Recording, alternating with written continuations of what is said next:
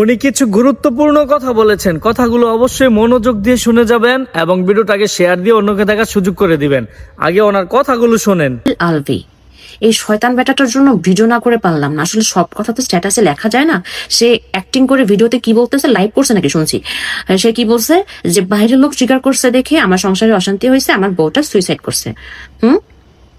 ভালো করে ট্রিগার করতে পারলে আপনার ডিভোর্স হয়ে যাইতো, অ্যাটলিস্ট মহিলাটা বাঁচতো আর আপনার বাচ্চাটা মাহারা হতো না।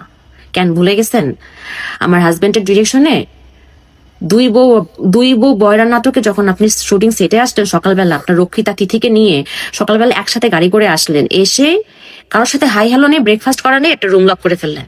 রুম লক করে আপনার রুমের সামনে প্রোডাকশন বয় খাবার নিয়ে দাঁড়ায় থাকলো, আপনার রুম খুললেন না কেন ভাইয়া? কি করতেছিলেন? হুম খুব ইম্পর্টেন্ট মিটিং হচ্ছিল তাই না, যেন রুম খোলা যায় নাই তাই না?